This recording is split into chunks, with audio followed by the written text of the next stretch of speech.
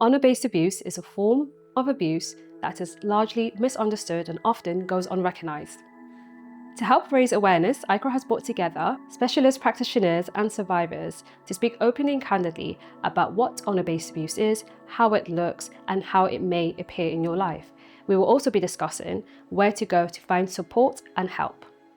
Hi, Paisy. Thank you for joining the conversation today. Can you tell me a bit about yourself and why raising awareness to honor-based abuse is important to you?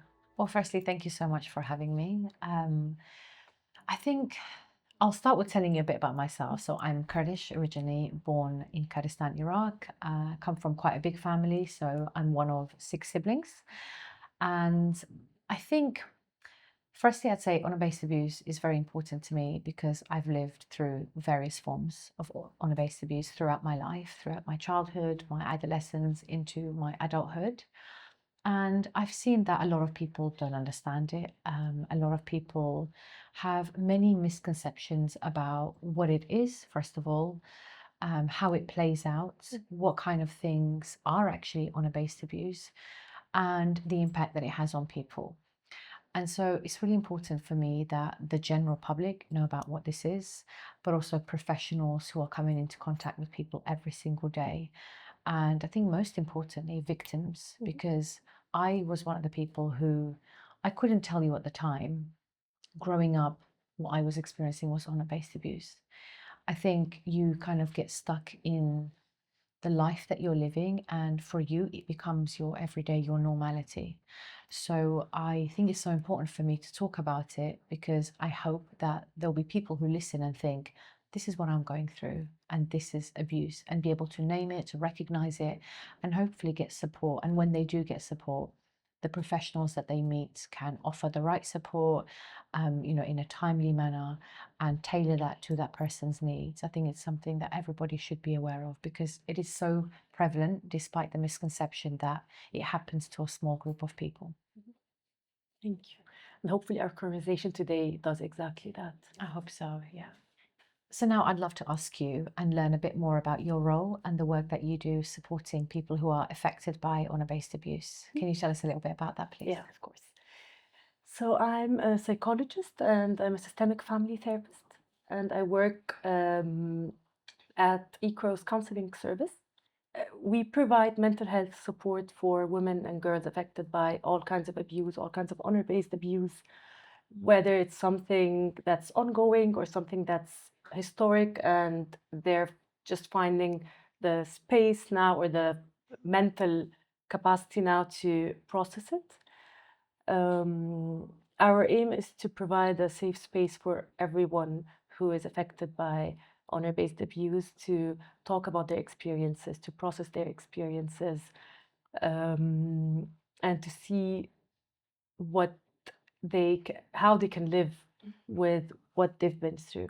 I just want to add on that for me, when I first approached IKRO, I'd never had any kind of counseling or therapy in terms of dealing with, my past, my history of honor-based abuse. And it was the first place that I met someone who was very much an expert of this form of abuse. And I think it really changed my life. And I wish it was something that I'd been able to experience so long ago. But I'm just grateful that I found a service that offers that kind of support, because I do think it's a little bit overlooked in terms of support. There's all the practical stuff, but this is so crucial, isn't it? Yeah. Yeah, and I think that it's something that's really important to know that there are services that provide this kind of support, because a lot of people carry these things with themselves without really finding the right support.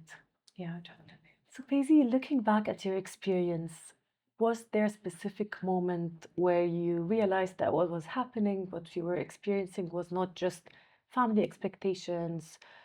It was maybe something more, something that was not okay. If I'm being really honest, I don't feel like there was sort of like a single moment, at least for me, not until, I'd say, maybe when, something very drastic happened in my family, when, there was a death as a result of honor-based abuse. I think maybe then when my sister was murdered in an honor killing, that's maybe when I started questioning some of the stuff, because at that time I was 18, I was in a forced marriage, in a child marriage, and up until that point, I think things just really felt like this is just what I have to do. This is my family. You know, these are the expectations that, especially as a girl, as a woman, I have to meet these expectations. And for so long, I just felt like if I step outside of these expectations, these rules, then I'm disrespecting my family, you know, my community, everything that we stand for, the reputation. So I think it was a chain of events. You know, once my sister was murdered, I then seeked a divorce, and all those moments led up to me realizing and maybe finding the confidence in actually labeling that this isn't right, this is abuse, you know, this is hurting me, this is taking away my rights, my voice. This is all being done without my consent. So, and I think from, you know, speaking to a lot of women and girls, sometimes it takes us a while to really understand what we're going through, because you never want to look at your family and think, these people are hurting me. That's a very difficult thing to live with. You know, these are your closest people. These are the people you live with, the people that raise you, that you love. But unfortunately, at their hands, you're experiencing abuse. And so I think for a young person, it's very difficult to understand, to name, and then think, okay, I need to seek support against my own family. And it's important that, you know, we can separate the two as victims who survive abuse and who go through abuse, that we can, yes, this is my family and I do love them, but ultimately they should not be abusing me and this should not be happening. And I think the two can be true at the same time, which is very complex and complicated, but that's where therapy can really help. So to answer your question, really, it took me a long time. And then once I reached out to IKWRO, with the connection of my sister's death and, you know, IKWRO campaigning for justice. Once I reached out to them in my, I'd say my late 20s, I really started to understand, even though I'd been through all these forms of abuse, I started to understand what each one was and how they, you know, connect, and how there is so much intersectionality within honor-based abuse, how things operate, and how it all comes down to this idea that we are controlled, that our, you know, our choices are being controlled, and ultimately there is not much room for free will, for choosing your own path. And that took me a long time to understand, because I grew up in a very controlled environment where education, you know, resources and information was very much restricted to me, which I think is the case for a lot of people surviving abuse. Yeah. Thank you, Paisley, for sharing this with me. Thank you. And I think you touched on something very important, which is it's very difficult for an individual to stand up against their family, their community, the people that they belong to. Yeah, definitely. Yeah, and it's a huge act of bravery when they do. Yeah. Now, if we think about the signs that are for professionals, maybe ways to recognize someone's experiencing honor-based abuse, what would you say for people who are watching could be some of the signs to look out for? I think there are a lot of different signs to look out for. So control is one of them. Controlling who you're seeing, controlling who you're friends with, controlling who you marry or don't marry, are all signs of some kind of abuse, some kind of control. And these signs might be very subtle and might take a lot of time to be recognized as such.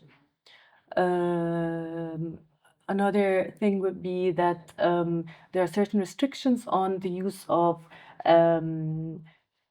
communication modes, mobile phones, social media, or any restriction of a private space or private place or private time can be very limiting to a person. Also, certain ideas on marriage or certain pressures around marriage, be it timeline, be it who you're to marry, be it even if it's again a very subtle opinion about the person they're marrying, or a very subtle pressure to marry a certain person, if that makes sense. I think these are all signs of abuse, coercive control that a lot of people can be going through. And one of the things I think a lot about when I think for people who think, okay, but how do you distinguish honor-based abuse? I think, and I'd love to know your professional opinion on this, but I think that what really stands out to me the most about all of these things that you mentioned, ultimately, it's how it can affect the family's so-called reputation, the family's so-called honor in the community, or within their wider social circles.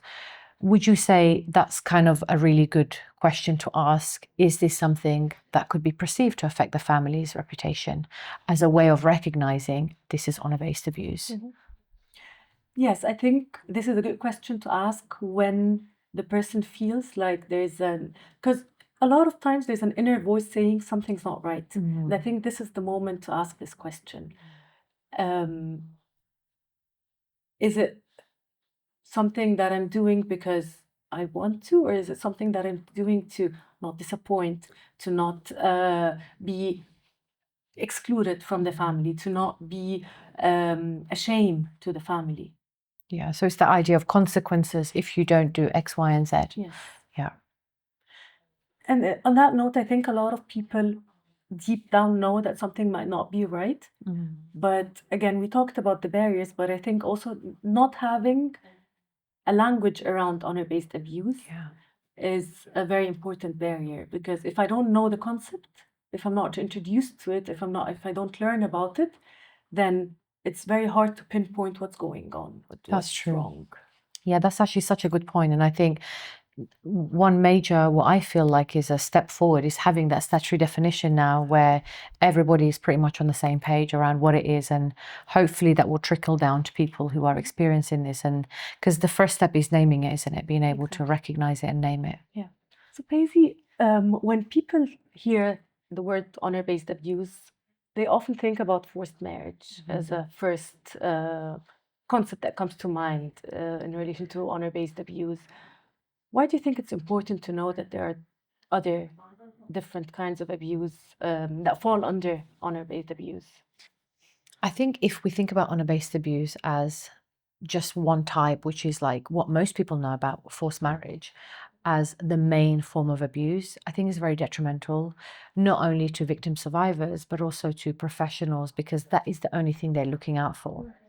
But to me, just if I kind of give you a little bit of a picture and a background from my own lived experience, honor-based abuse started at a very, very young age. And that started for me and my sisters with female genital mutilation, which is a form of honor-based abuse. So that's in my early childhood, which then went into, control of my body, who I played with, the way I interacted. There were a lot of things I remember being around 9, 10 and hearing a lot about this concept of purity and virginity.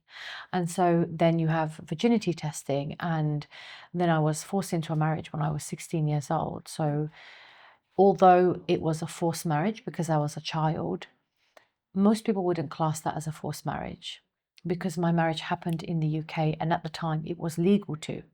So if I look at my lived experience, and it will be the same for many victim survivors, there are many points in our lives where things happen that all fall under the umbrella of honor-based abuse. At some point within my marriage, when I wanted to leave my husband, I wasn't allowed to. And that is a form of honor-based abuse because it's marital captivity. You are essentially held in a marriage you don't want, which falls into forced marriage also. So I think it's recognizing all these layers of honor-based abuse. It can be very big, like forced marriage, or it can be this pressure from a very early age to maintain your virginity, this concept of purity. And I think it's really understanding all the different layers to be able to build the full picture. Because if you're a professional and you're looking for, is there a forced marriage? No, this person's not a victim of honor-based abuse. We're missing everything else, and vice versa for victim survivors. As you said earlier, it's having that language and it's understanding that within this big umbrella, there are many, many things that actually contribute to honor-based abuse. And one question I always come back to is this pressure of how will the consequences look for me if I fail, so to speak, this virginity test, if I say no to this husband that has been proposed for me, if I say I want a divorce, what will be the consequences? And for my family, my community, those were all things that were perceived to bring shame. And ultimately, everything and anything was done in order to keep that shame as as clean as possible, keep that reputation as clean as possible, which is what led to the death of my sister, because everything fell down to how my sister looked, how she looked to the wider community, how she was perceived, and this idea that she took control of her own life, because this is honor-based abuse. It's all about control. It's all about being told and respecting what you're being told, being told what to do, when to do, how to dress, who to marry, all these big important life decisions that everybody should have access to, everybody should do of their own free will. It's all being controlled. And the deciding factor is how your family looks to all the people around them.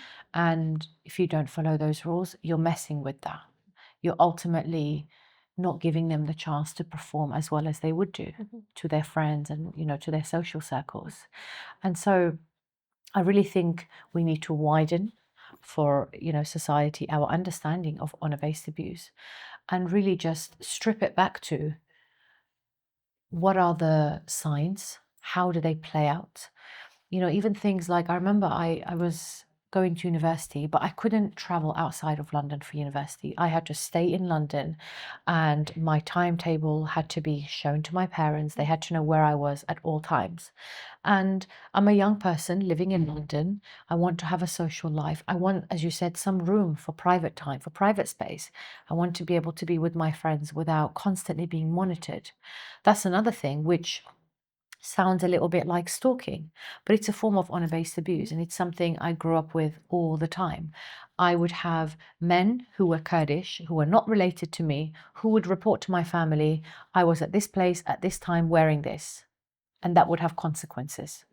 And that's what we're talking about. It's this constant surveillance, this constant monitoring, this constant control over your life decisions, just so that your family will present themselves in a way that will reward them, that would not push them out of their social, circles.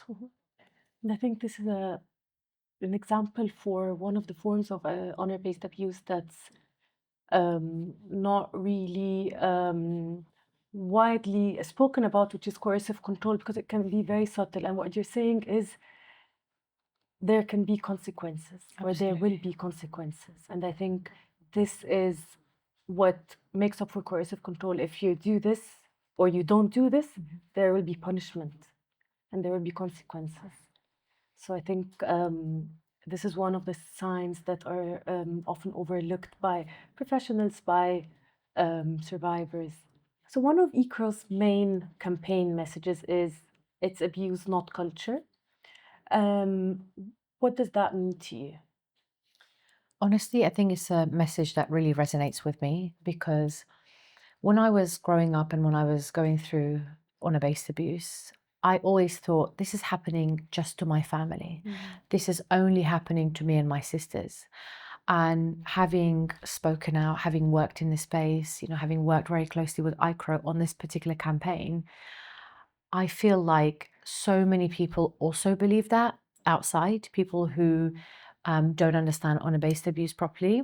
So for me, it's one of our main starting points. If we want to be honest about this conversation, we have to stop finding excuses and things to blame, as opposed to labeling this as abuse, because only then we can actually have a real conversation about, okay, what should victim survivors, what support should they get?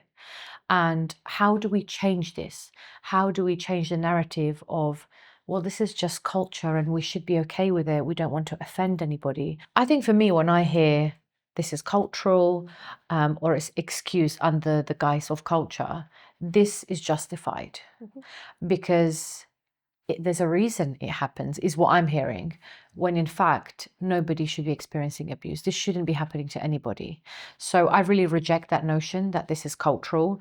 And unfortunately, in my own family, when we were, coming face to face with professionals, one of the main reasons things led to my sister's death is because professionals saw this as a cultural issue, where actually this was a abuse issue. This was a gender-based abuse issue. And it should have been picked up as that. It should have been picked up as honor-based abuse, but it wasn't. And I think this is the starting point if we want to get this right. We need to be able to name it, label it, and not find any excuses, because that also tells survivors that it doesn't matter which community you're part of. It doesn't matter what your faith is. It doesn't matter what your beliefs are. It doesn't matter what you want to do, how you present. The main thing is you should not be experiencing abuse. Something that I have seen in my years of campaigning is that honor-based abuse runs through many, many communities. It happens all over the world. I'm connected with people in America, in Germany, all over Europe. This is something that many people experience. And it doesn't stop because of what you look like. It doesn't stop because of your beliefs. Actually, it happens because people choose to perpetuate abuse. People choose to control women and girls' autonomy. And that's the main thing. That's the main point I think we should all be starting from. So I think that we should, push back on that narrative if we ever do hear it. And for me, I always push back on it. And it's something that I feel very, very strongly about, because I know it happens to many people. And I know that nothing should be used as an excuse, especially not culture. As somebody who comes from a community where, to me at least, culture means all things that are beauty. It means food, it means music, it means dress. It doesn't mean abuse. So I think there's probably a lot of reasons which you can tell us about why people don't seek support, why they don't come forward. In my case, definitely, I can say that, I felt really bad because this was my family and I felt like I was doing something wrong. So would you say that this idea that you're shaming or rejecting your family and your community is something that comes up for one of the reasons that people don't seek support? And are there any other reasons? Absolutely. And I think you're just saying that for you, culture is music, is heritage, is a lot of things. And I think abuse is abuse, it's not culture. And that's what you're saying. And to know that if I'm seeking support for the abuse I'm experiencing or I have experienced does not mean that I'm rejecting my family values or my culture or my heritage. And I think this differentiation is very important, that they can coexist. I can name the abuse, I can seek support for the abuse, but still want to belong to my family and to my community. But I think this is not obvious for everyone. And definitely for someone who's seeking counseling for abuse, it seems in the beginning that it can be either or. And I think this is something that counseling or therapy works on and shows that they can coexist. And I think this is one of the main messages I would like people to know about, that it's not either or. Okay, that makes sense. Yeah. So just expanding on that, what are also some of the other reasons that people don't reach out for support? One reason could be fear of retaliation.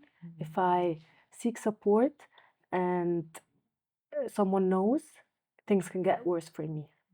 Another barrier to seeking support is not having, as we talked before, not having any privacy or any means to contact support or to seek support.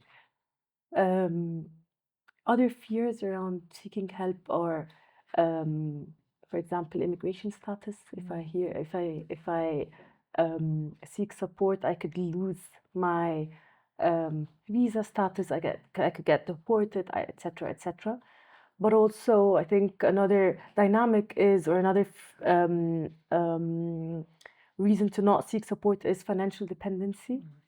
So basically, all the things that are perceived to make you dependent on the perpetrator.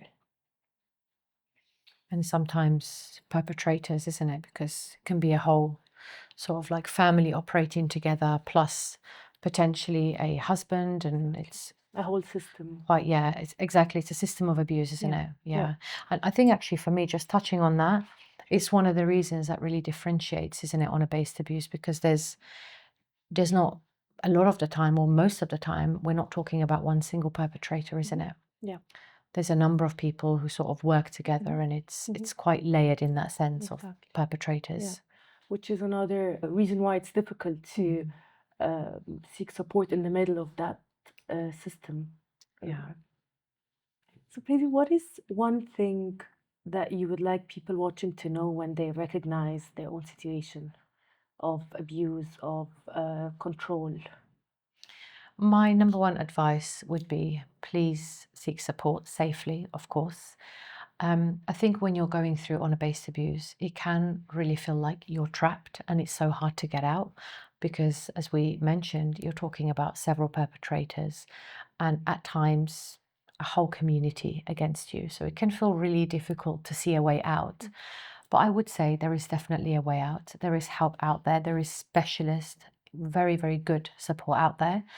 And I would say, although it does feel very isolating, you are not alone. And many people experience abuse, and you should reach out for help because ultimately everybody deserves a life free from harm, free from abuse.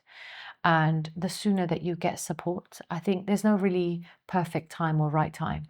But if anything we've talked about today resonates and sounds like what you're going through, even if it means just talking to somebody and getting some advice, just getting a little bit of support in understanding what you're going through and naming it and planning perhaps what you can do, how you can get out, and what support is available to you.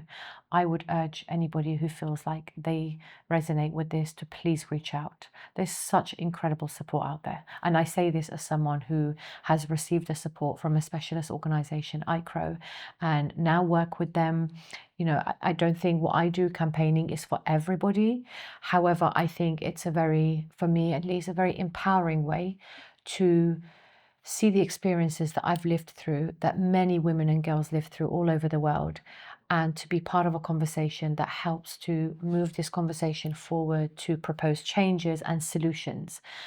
So it's something that really empowers me, and I hope that it's something many people find useful for themselves.